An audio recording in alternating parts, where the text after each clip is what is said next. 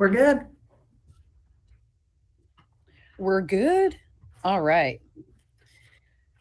Okay, this meeting will now come to order. Welcome to the April 11th meeting of the City of Asheville Noise Advisory Board. My name is Jessica Thomason, and I am the chair of the board. All committee members and staff are participating virtually today. We are streaming live on our virtual engagement hub, which is accessible through the virtual engagement hub link on the front page of the city website and also linked on the Noise Advisory Board page. For those of you that are with us today, welcome. I will now go through and introduce all the board members who are participating virtually. Please make sure to mute your microphone if you are not speaking. When you have a question or would like to speak, please unmute your microphone. Board members, as I call your name, please acknowledge your presence. Charles Beck. Present. Rick Freeman. Present. Corbin James Harwood. Absent. Anoop Krishan. Also absent. Carmelo Papilonio. Present. Myself. Jeff Santiago. Jeff is not here. And Councilwoman Antoinette Mosley. Good afternoon. Also joining us today are several staff members. Granier Meiser. Hello. Daniel Oropesa. Hello. Haley Maloney. Mahoney, I'm here. Ben Woody. Hello, good afternoon, everyone. And Chris Collins. Good afternoon. Present and accounted for. Okay, so first thing we're going to do is we are going to see, is there any discussion of the minutes from the March 14th meeting? Nothing to discuss? Can I get a motion to approve the minutes? I move to approve. Rick moves to approve. Can I get a second, please? I'll second. Who's that? Carmelo? Carmelo as a second. Okay. Roll call. Charles? Do you approve? Yes. Carmelo? I approve. Is that a forgive me, you all, is that enough for us to approve based on the fact that we are short 3 voting members? So we have 3 voting members. I get confused with how Grania gets counted into quorum for this. Ben, can you help with that? I'm a non-voting member. She's not voting, but she's not included in the quorum, so you have 4 of 7, so you have a quorum. Okay. All right. So approval of the minutes from the March 14th meeting has passed. We will now move on to the staff report. Hello, everybody. I'm going to present. Does that mean I knock you off, Haley? If I present? I think I've unpinned mine from the screen, so you should just be able to take over. Sharon. Let's see. But if it doesn't, I can. Oh, nope, you're There it coming is. right up. It's working. Did I bump? Yeah. In case anyone's watch on smaller screens, I'll try to make it a little bigger. Is that good for everybody? Is that good? Yep, good. Yeah. Thank you. So for the last month, everybody got this already. So hopefully you've had a chance to look through it. We were just a couple of days short of 30 days. Just because of our cutoff, we made it on April 5th, just because of staffing, and I was out of town as well for the end of last week.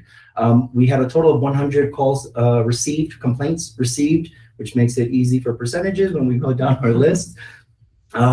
Pretty much what I want to go through here is we're just seeing some trends and obvious numbers that you've seen for the last few months. Still, the majority of the calls still keep coming through the APD log, because it's hard to break habit of someone calling someone to make sure that their complaints are being reported and heard. But as we're going to go down, I want to show you a few things here. In terms of course, the highest number still remains residential neighbor complaints.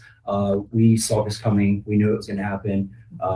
Living in close quarters with apartment buildings, you're bound to get a lot more complaints. So in that sense, we did have 43 out of the 100 calls were residential neighbor complaints, but out of that, 33 of those were for multifamily. Another high number that we have here that we're seeing is unknown. I just want to clarify, because even in our own meetings, sometimes we have to clarify with each other what does unknown mean. When it's the complaint type is unknown, it's just that the person reporting the complaint has no idea what the noise is, or where the music is from, or where the disturbance is from. So it might be from a vehicle, it might be from an industrial location, it might be vehicles. They really don't know, and the majority of people that we do get in touch with, they're honest about it. At least they're like, honestly, I don't know where it was coming from. It sounded like music. We thought it was from a bar, but meanwhile they live nowhere near a bar. So it just gets interesting enough. That's almost 20% of the calls that we received last month that they really don't know. And a portion of that, we actually don't even get contact information. So they might report the issue through online, through our job form, which always shows an increase. This last month, we had 24 calls come in through online. They remain anonymous. We don't have a name, a phone number, address. So not only do we not know where the noise is coming from, but we have no way to trace it or source it. So unfortunately, that number remains high. Another one of the numbers that came up, which it was just more topic of conversation today, was actually business operations. Still remaining low, which we're happy because we're still not in the summer months. But all 5 of them were for bars and restaurants, which out of those 5, 3 of them have follow-ups for this weekend, where Grania and I are actually going to go out and take noise measurement readings just to make sure that they stay compliant within their decibel levels. So luckily, out of those 5 calls, that wasn't necessarily a complaint, but it was a what if or what could happen. You know, summer's coming, be careful. We still log those complaints, but we've made contact with the venue owners, and Grania and I will be going out there. What's another high one that we have? Out of city. 8 calls out of the 100 were out of city. Anything anywhere from Buncombe County to just pretty much outside city limits. The good thing about this, in terms of what we do and how we put ourselves out there, is that out of those 8 calls, those 8 people did receive a call or email from us, letting them know that we are taking their call, we are forwarding it to the proper agency, and there's always a reply back with gratitude, saying thank you for at least helping me, instead of saying, oh, we don't handle that. And I was just telling Grania today, where actually I don't even want to say it, to Jake said, actually we never get a bounce back of saying, hey, no one's ever called me. So whether we send it to Animal Services or DOT or Buncombe County, they're following through as well, making sure that their complaints are heard. Did I miss anything, Grania? I don't want to go through the trash recycling yet. Grania's going to have a presentation on that, on our update from that, so we'll go through that later. The vehicle noise maybe is just working. Vehicle noise is still high, which is handled by APD. We get different type of close codes from them, whether they made contact or the person was gone, the people were gone by the time they got there. A lot of these happen in parking lots for apartment complexes, a lot of parking lots for malls. Malls seem to be a popular spot for cars to hang out, and then downtown the area. So they do come in as vehicle noise or revving. Motorcycles, more like kids riding around their motorcycles without helmets, making noise. Those are type of things which are handled by APD. So that number stays pretty high as well. And then near the bottom here, we had mentioned last time that we were having meetings with our waste haulers. We already had one meeting last week with Waste Pro, which went very well. They're usually not on our radar a lot. This Thursday, Grania and I have another meeting with another waste hauler, and then we're waiting for our third contact to come back from military. But so far, it's actually been really good, as Grania will show you later on how we've been very successful with the waste haulers. In the logs that you received for all your accounts, for all the dashboard numbers that Haley sends you, you will now see all the codes have been updated for the APD calls that we've discussed about for the last 2 meetings. So you should see the new close codes for APD, which means APD handled everything from the call. They showed up, issue was resolved, no reason to call us. APD 2, which you will see is law enforcement. That is something that involves criminal activity, drugs, vehicles, stopping vehicles, things like that. And APD 3, which means we have no contact information from the caller whatsoever. They complain that there's a noise on Main Street, but there is no email, there is no phone number, there's no way of us to get in touch with that person. And then finally, I did want to update the summary report on your dashboard, which you should be able to click on the reports and see the noise level measurements that we have taken. as well as updated summaries for the ones that we have completed so far. And that is it so far.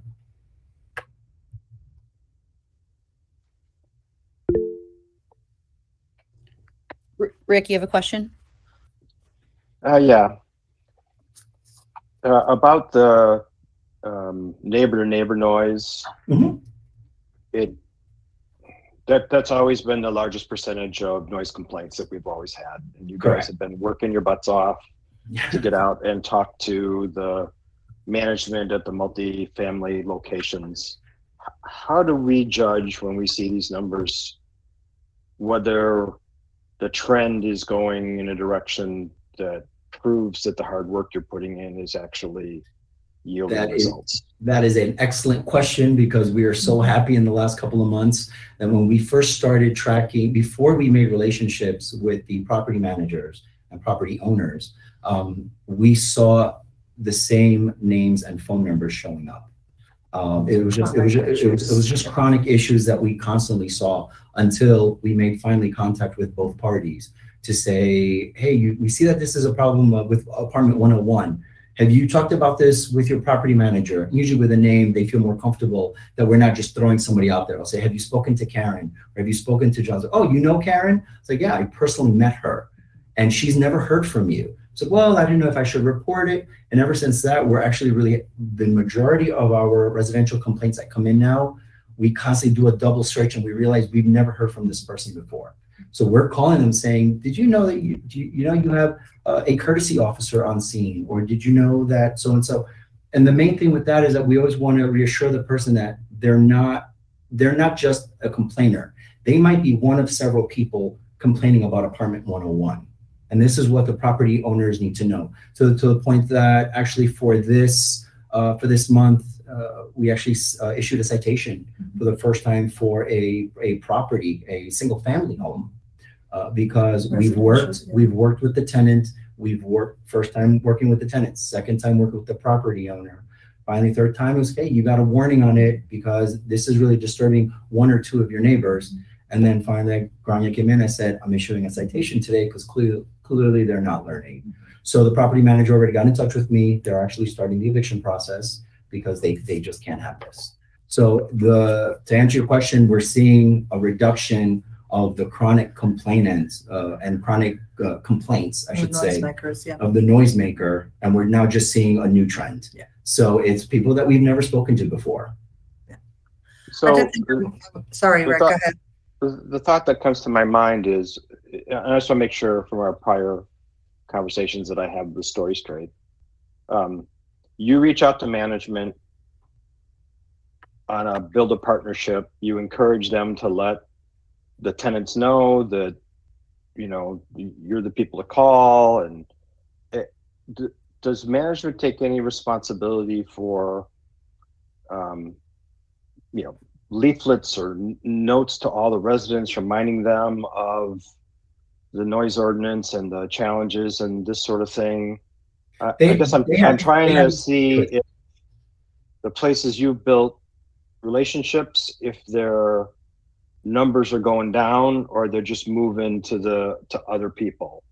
And maybe the last part of that question is, do we actually have budget, to put up posters or anything like that in the entryways of these apartment complexes and things like that? When we meet them and we send them the information to narrow it down, here's the one thing we don't want to do, and nor do we have the staff for it. Right now we have up to 50 something complexes that we have relationships with. The last thing we need to do is micromanage a property manager. So what ways we can help of them saying is, do your tenants know that there's a noise ordinance? But more important, they have their own rules and regulations regarding noise in their own complex. And some of them vary that their quiet time is 8 p.m. Some of them say it's 10 p.m. Some of them don't have any at all, but it's just a matter of being a good neighbor. So in terms of us coming in and saying, well, this is what you should do, now we're managing a property manager or management office, which is the last thing we want to do. So what we want to make sure that the tenants know is that the one who has the ultimate power in enforcing a rule and regulation on their property is their property manager. The police can't do that. We can't do that. We can go issuing a citation, but What you want to do is you want to get to the root of the problem and saying, hey, 102, you're making too much noise. You've already been given a lease violation because it's in your rules and regulations. And if you do it again, we're kicking you out. Now, a lot of times when that does happen, we kind of get a yay or nay. We can't get the details on it because they can't disclose information on tenant information, private information, let alone eviction. But a lot of times we'll know like it's been resolved, which a lot of times means they've either been given a violation or they've been asked to move out. I would just add to that, Rick, that and it will take quite a bit of effort to see where those chronic noisemakers have been cycled out through enforcement, and there's certainly been replaced. I think, you know, the dense housing is always going to come with its set of issues. I think the one thing that we're seeing is, number one, there's been a great outreach from us to their management. Many people that we call, we when we speak to them, they don't even know that they have a courtesy officer or they have a management that they can report these things to. So there's definitely a circle that's coming in there. We do communicate with the property managers about the ordinance. Anyone we met with, we brought ordinance with us. They asked us if they could put on their webpage. They all have newsletters, all of that, to actually get that information out to their tenants. So there's essentially two layers. There's the city layer, and then there's their own internal layer. I would say, I don't know anyone that's told us when we've asked them, either from a management perspective or a tenant perspective, that they don't have some sort of language in their lease agreements about noise and being good neighbors.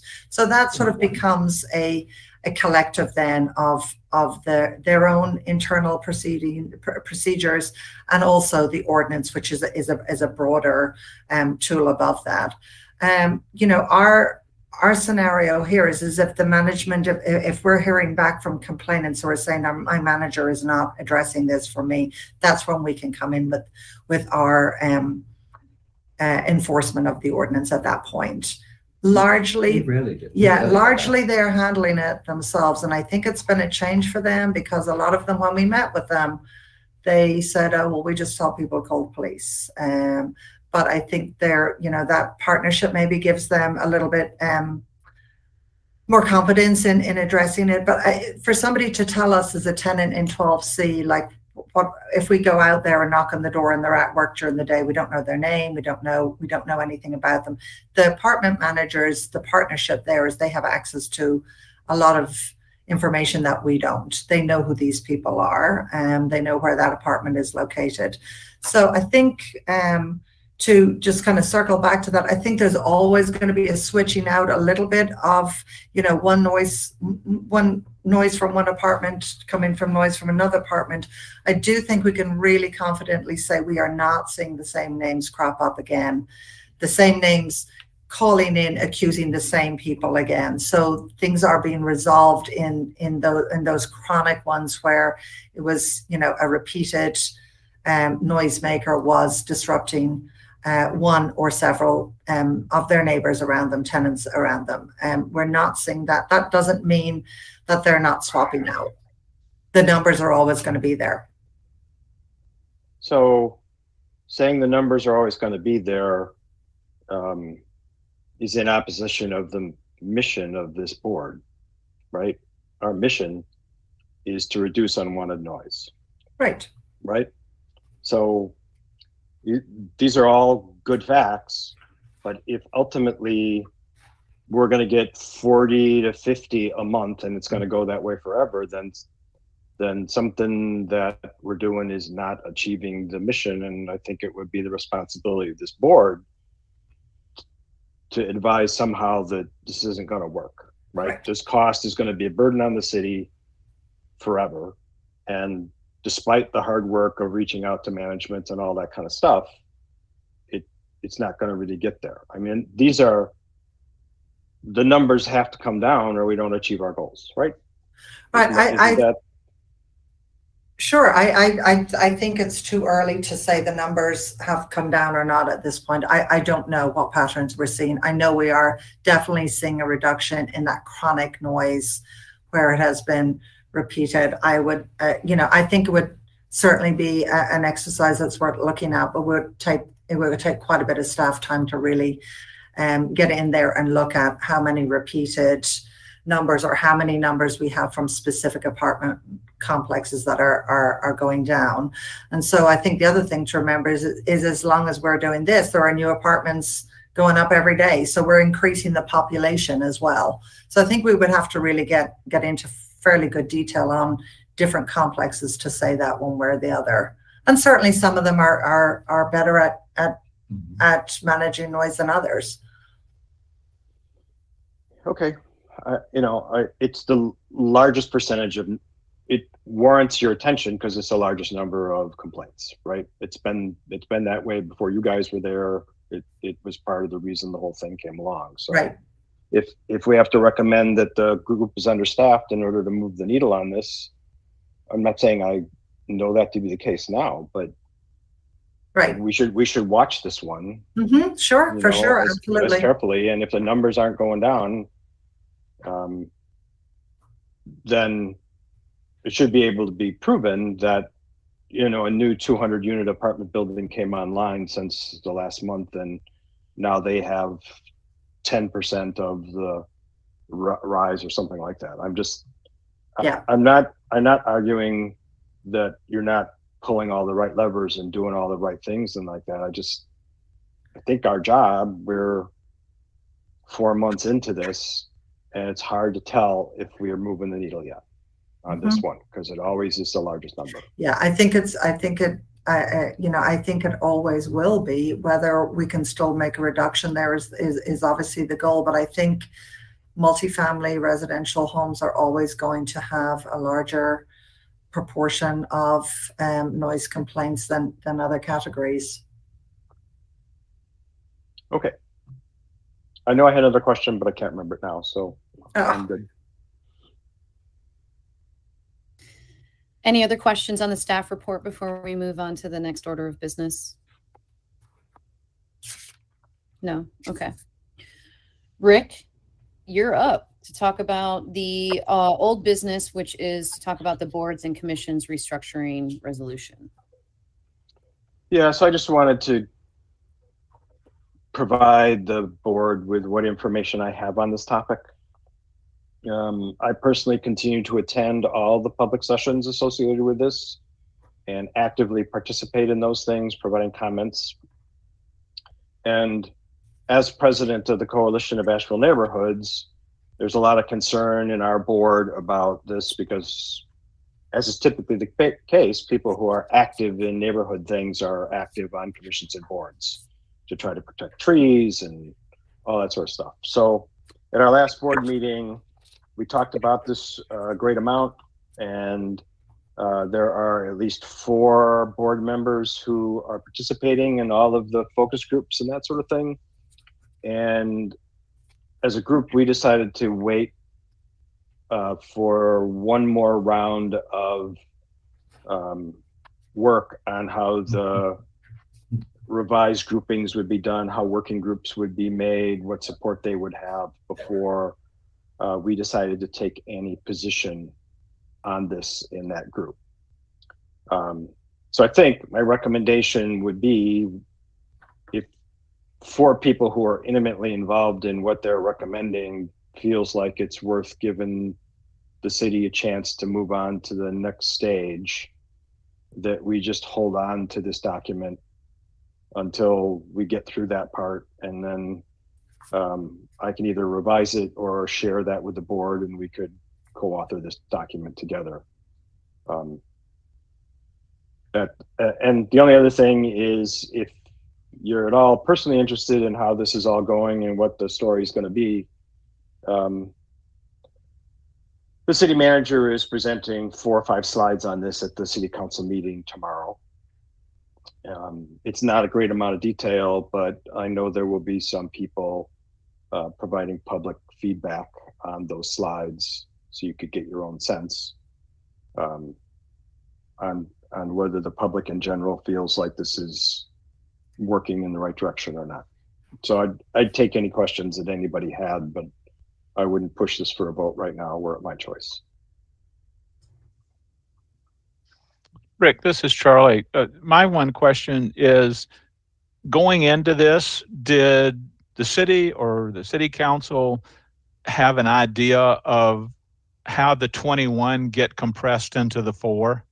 I mean, have they picked straws yet? Like, do we go into livability, or do we go into one of the other 3 categories, or has anyone thought it through that far as an outcome in mind? So the simple answer to your question, Charlie, is they have not, and they have resisted doing that in any of the public forums I've been involved in.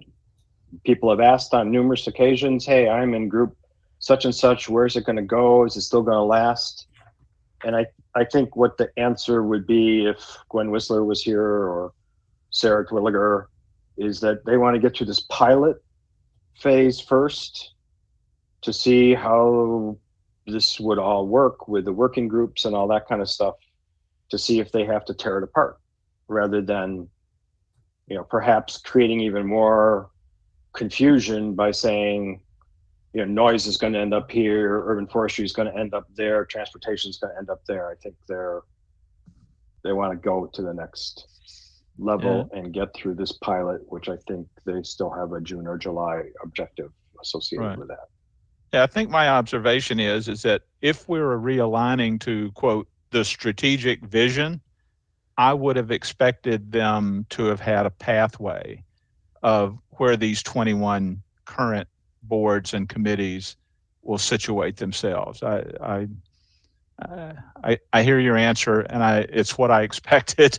Not to say, I'm not disappointed that the city hasn't taken a little bit more structured, prescriptive approach to this. All I can say is, as any citizen, the public engagement hub is there for you to send email to city council members, to leave a voicemail, or show up at Harrah's tomorrow. And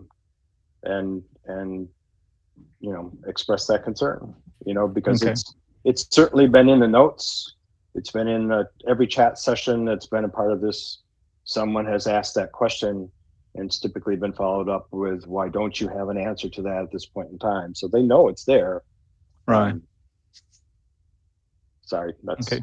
I don't want to be editorial. I just want to provide that. Fair enough. Okay, thanks. Anybody else? Okay. No, I'm fine with waiting and seeing what happens. Okay. So that's my thoughts on it anyways. All right, so we're moving on to new business, which we've decided we're going to do an ordinance breakdown each meeting. And Granier and Daniela are going to do a presentation on the waste hauler component of the noise ordinance. Thank you, Jessica. So hi again, everybody. So yeah, as we discussed in the last meeting, there are so many different components to the ordinance, so many different ways staff address the ordinance, investigate the ordinance, ultimately enforce the ordinance and manage it.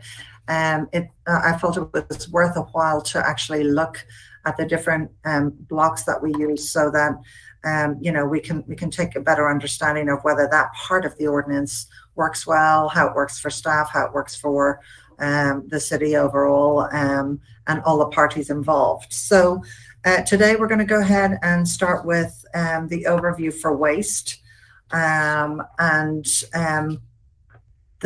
Just to sort of set the scene, the waste handling, waste collection in the ordinance pertains to commercial waste. So any of us that live in residential areas that have our green bin and our blue bin, the ordinance does not apply to any of those activities. This is more for commercial waste collection throughout our city limits. So go ahead, Daniel. Thank you. So under the old ordinance,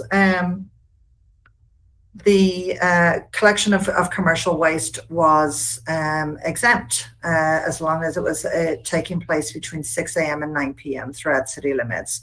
There were no zoning districts, no breakdown beyond that. It was just that blanket. My understanding is that if a service provider chose to pick up at 4 a.m. or at 10 p.m. outside those exempted hours or exception hours, they could do so. But if if a complaint was called in against them or APD responded to that complaint, that a noise disturbance standard could be applied in that case.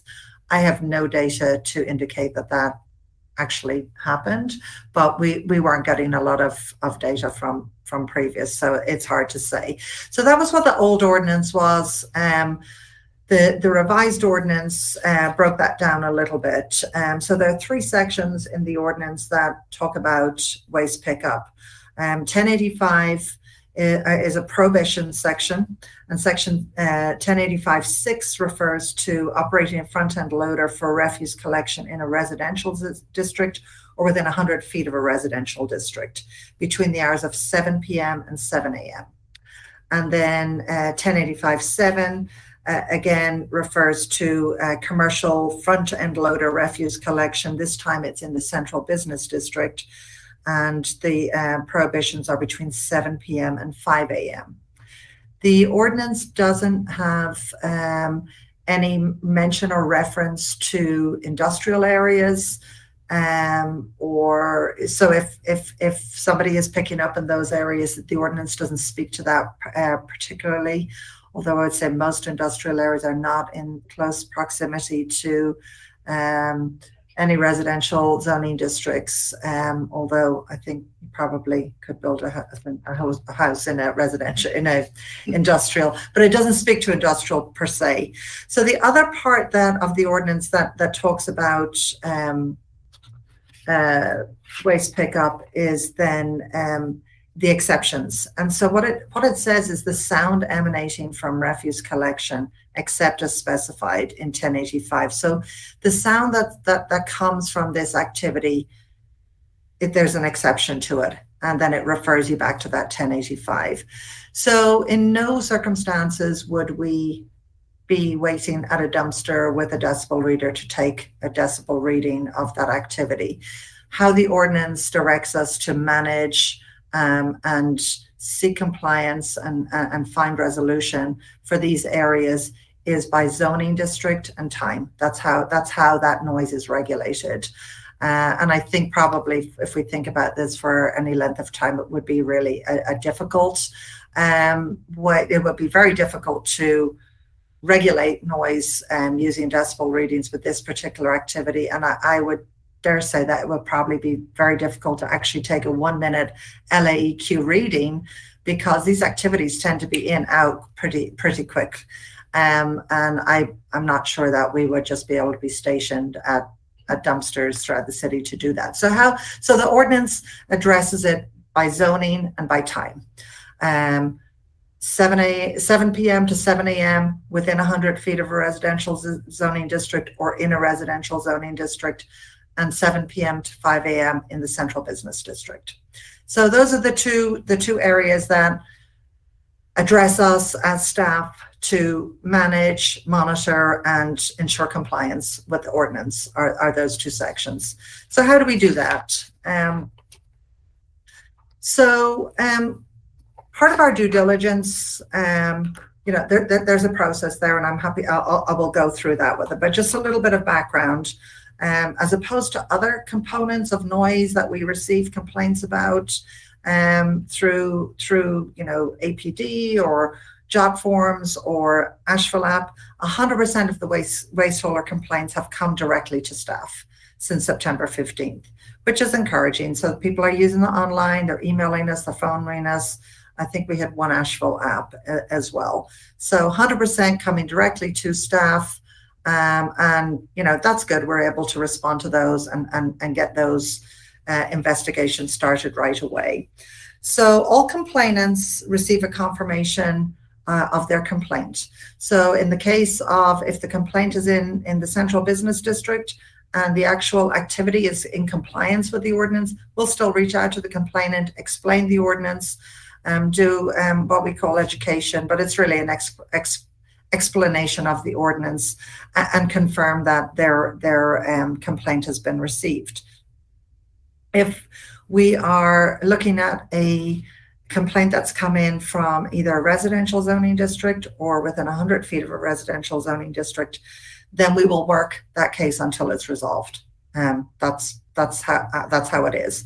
In the case of a central business district, the activity, if the activity is in compliance, then there's no investigation to be opened. Working the case until it's resolved, and the complainant, we report back to the complainant during that process. We explain the process to them as we open the investigation and let them know. These complaints tend to be really linear, just because the commercial trash is usually picked up weekly. So it's kind of, a linear process, and it's not something, even if we get the complaint on Wednesday morning, call the complainant, call the service provider, we don't know if that communication has been successful for 7 more days. That's just the nature of that particular type of complaint.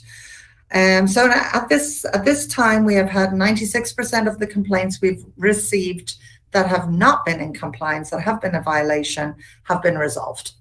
And they've been resolved through a lot of communication between staff, the complainant, and the noisemaker. So just a little bit of data before I go into that sort of investigative process, just a little bit of data just from the last 6 months. So total complaints, 37. Those 37 complaints equate to 20 separate sites. So 20 different locations that we have had complaints. So you can obviously see from 37 to 20, we've had either a number of people complaining or a repeat complaint. That's where the issue has not been resolved first time out the gate. The total number of complaints in compliance are 9, and of those 9, we have 4 sites. 3 complaints have come from the same household, 2 from the same household, and 1 anonymous. So we're not sure where that one came from. And then the one case that we have that's still open is hopefully we'll be able to close this out by the end of this week. We're just waiting for some additional information from the complainant. I can explain that if we need any more. So of the 28 where there were known violations because of the zoning district and time of day, 27 of those have been resolved. Of the 9 complaints, 24.32 of those, that accounts for 24% of the complaints we've received. And then the others that triggered an investigation were 75%. Anybody got any questions on that? You want me to keep going into questions at the end? Keep going? Okay. So the total number of complaints we've worked are 28. All of them required communication with the complainant and the service provider. There were 5 written warnings issued, 1 citation issued, and 78% of the complaints were able to be resolved without any enforcement action as by way of either a written warning or a citation. So 78% of them involve staff communicating with the service provider saying, hey, we've got an issue here, would like you to address it, please do, and we've not had problems since. So those relationships, very important. Keeping the complainant involved and in that circle has been very important too. And of course, because we're complaint-based, if we reach out to a service provider and ask them to address the time they're picking up servicing a property, we're really relying on the complainant to let us know whether that has been successful or not. And they have been great about doing that. We do express that to them when we open investigation, that we do rely on them to be our eyes and ears. And they seem really happy to be participants of that process, knowing that we're ultimately that we're working towards a resolution for them. So next slide, please. So I'm going to give you an example here. This is a property in North Asheville that we had a complaint. It came to me directly as a job form. I contacted the complainant by phone, let him know what we would do to work the case. And then this is a copy of an example of our emails are very similar that we would send to the actual service provider to let him know. So the first thing we're going to do when we get the complaint is get on the zoning map and actually look up the service address and look up the complainant and see where our zoning is. In this case, the yellow is clearly a residential zoning district. The pink is a commercial zoning district. If we have to split hairs and we have to measure from where the concrete pad is, because some sites are deeper than others, so we could have, you know, a property that's abutting residential, but it could actually be 300 feet from the residential property. So we do take a little measuring tool and we measure, and we can look at these in aerial photos too and see where the dumpsters are located and make that measurement. So in this case, you can see that this one is a good example because the complainant indicated that there was a pickup. They weren't quite sure where it was, but there are several potential sites along that stretch of Merriman Avenue. Daniel and I, as part of our due diligence, also jumped in the car and went up and saw that the particular service provider also had several dumpsters along that route. So we were able to say, you know, I don't know if you were at this one or this one, but you've got 4 dumpsters along this block, and we need you to you know, address this issue with your drivers so that the trash is not being picked up before 7 a.m. So that was the first email. So if you look at the date of that, it was December 15th. This is then when we come back and we received another complaint. And so at this point, we are issuing a formal warning to the service provider because we have had another complaint come through. We've advised them of a civil citation being issued if it's not resolved, and we thank them for addressing the issue. So that's another sort of example of what we send out. So the next piece is January 6th. So again, we're 7 days after that. We have now issued a citation for this. There's a violation that's not been corrected. We've afforded you the opportunity to correct it. We've given you the tools to look at where you are.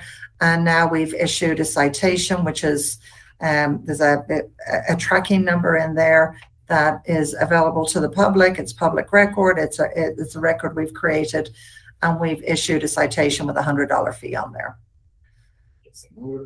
Yep. So everything quieted down for a little while. The citation was paid, and things were quiet.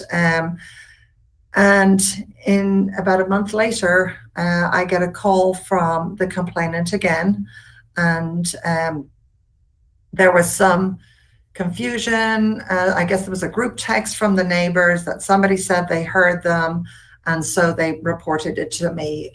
Daniel followed up with the service provider. In this case, it's not in this correspondence, but it was resulting from the phone communication. The service provider actually really disputed the complaint and reported to us that there was a truck in the parking lot of this restaurant in the early hours of the morning before 7 a.m. and that he himself had driven a second truck over to that location because there was some sort of a small fire in the cab of this truck, and that's where they pulled in. I went back to the complainant and asked them if they had any additional information. You know, part of our due diligence, I can't just issue a $200 citation because somebody said they were there. We need to have a little bit more to work with, especially when we were getting a very different story from the service provider. So the text I got was a group text, and it indicated that the lady had heard them. She didn't see a dumpster being emptied, but she did see the truck turning to the right when it usually turns to the left. This particular service provider's headquarters is in Woodfin, and making a right-hand turn would indicate they were going back to their headquarters, which is what the operations manager indicated to us had happened. And so in that case, we did not issue a second violation there. We really couldn't be confident and be 100% sure that any service had actually taken place. So these again are just a little example of the correspondence we have with them, us just reinforcing with the operations manager that, you know, there are now 3 different service providers in this one block. Four. Yeah. And that we appreciated him taking care of the addresses that he provided service to. And as you can see there, I had just marked in red that entire block, all abuts residential, and that regardless of which address he serviced within that block, they would all be required to be picked up after 7 a.m. And this was his response to us, and I thought that would be interesting for you to see him come back to us too.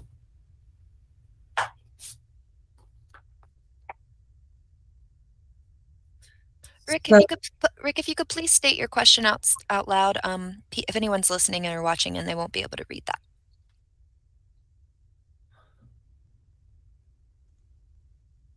Okay. Have we actually had a circumstance where the complaint was of noise before 7 a.m. and the actual dumpster or the logical source of the noise was more than 100 feet away from the residential district? We did for one of the elementary schools, which they ended up then not picking up later. Okay. Well, yeah. Well, that would have been in a residential zoning district anyway. I don't think we have had. I have had a developer contact me and ask me how we measure, but I don't believe we have had one that's been 300 or 400 feet or beyond that 100 feet. Okay, because all the distances for this kind of thing, I wouldn't say they're arbitrary. There was certainly another ordinance in some city where this was the number, but there was probably also another ordinance from another city where the distance was 200 or 300 or 500. So I'd just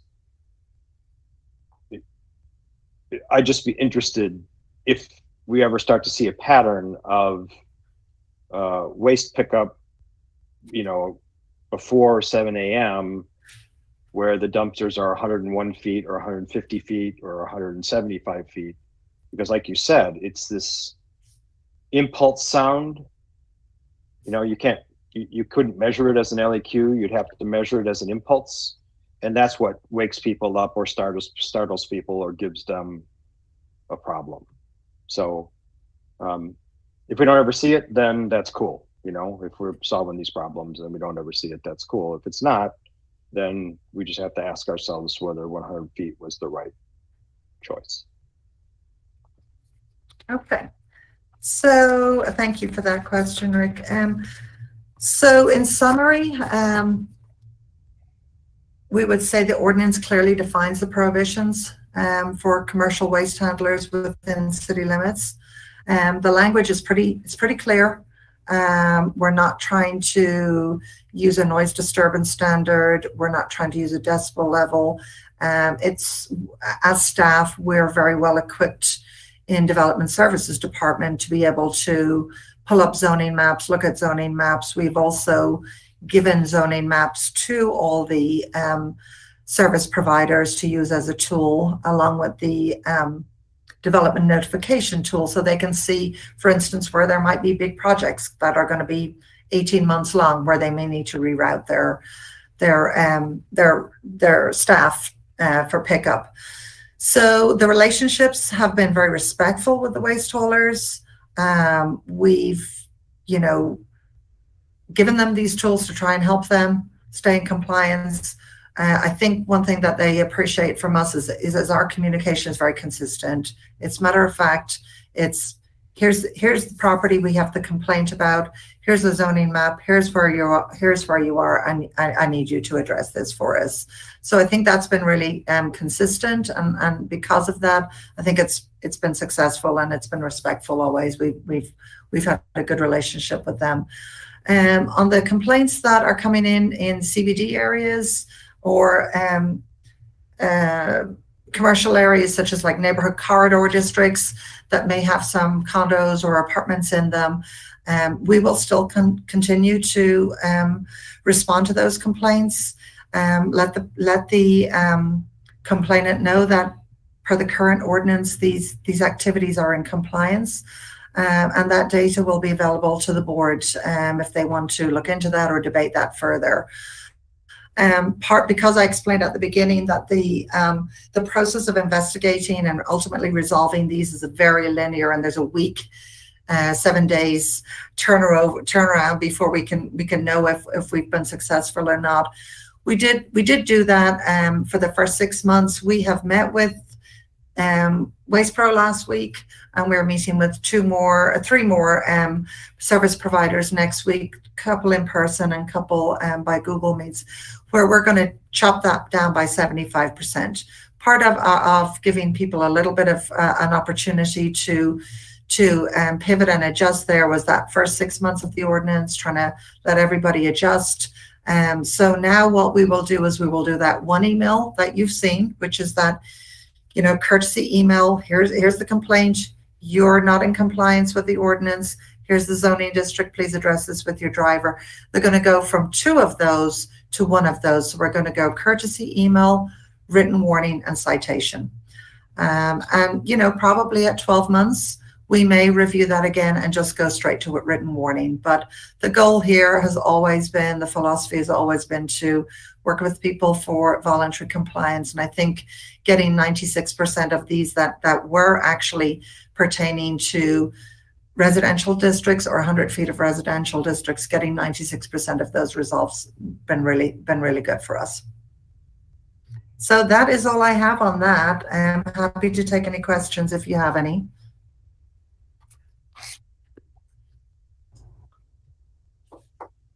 I just wanted to say real quick, if you can hear me okay, Sure. that I appreciate you showing us the email response from John. Thank Because you. that's very nice to see, and I think goes to show that your approach of the courtesy warning and then the citation, like he was just saying, thank you for your transparency, for your effective communication and everything. You quite often catch more flies with honey, and there's just it was just, I'm appreciative that you showed that. So Thank you, Carmelo. And I do think that they appreciate the same communication from Daniel and I. I do think that, it's informative, it's brief, it's not, we're not upset with them, we're just being very factual. We've received a complaint, here's a map, you're in proximity to the zoning district. I really appreciate you addressing this with your driver immediately. One thing I didn't mention that I just do, and it's just a really simple footnote, but I think it's worthy of mention because it's just part of where we've all been for the last 2 years. We saw a real cluster of these December and January, and when we spoke with some of the operations managers, they were having a horrible time with COVID, and some of them were out in trucks delivering themselves too. And so, I think that courtesy thing affords an opportunity, which don't we all want an opportunity if we've been caught speeding, don't you want an opportunity to be able to correct it, or if you've done something wrong? And I think that was really very obvious to us over the holidays and into the new year when the whole country was having a horrible surge in COVID. Clearly they had tons of people out, and I know 2 of the operations managers that we deal with frequently were actually driving trucks themselves. So I think that courtesy affords people an opportunity to get it right without just coming down so heavily. And yet I think the nature of how we've managed these shows that we're serious about finding resolution, and we are serious about having them in compliance. And if we can't get to that, we're not afraid to issue a citation either. But I think it's afforded to people that opportunity to get to compliance. So thank you for your comment, Carmelo. yeah, I think it's a good example of the efficacy of this approach to create some nice community cohesion. It's good evidence it works. Anybody else?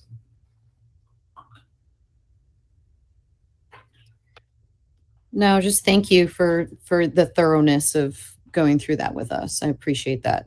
Sure. I hope that kind of gives everyone a little better understanding, because we do manage them all so differently, and I would not want to have parts of the ordinance that that I think work well, thrown in with parts for debate that may be more challenging. I do think it's important to understand how each one works and how each one is managed, because we do work them differently. I mean, obviously the goal is the same, but the process is a little bit different, and the due diligence has to be done regardless.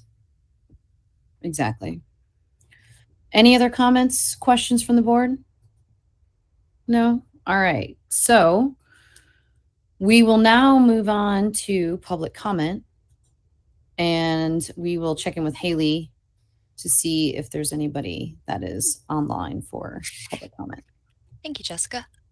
We did not receive any comments prior to the meeting, and we do not have anybody that is calling in for comment either. So no public comment for today. Okay, anything else, board, before I move to adjourn? Anything else anybody needs to bring up? Okay, well, if there's no objections, we will adjourn this meeting. Any objections? No? Hearing none, this meeting is adjourned. Our next meeting will be held on Monday, May 9th, 2022. The location of the upcoming meeting is yet to be determined. Thank you. Thank you all. Thanks. Have a good day. Bye-bye. Bye.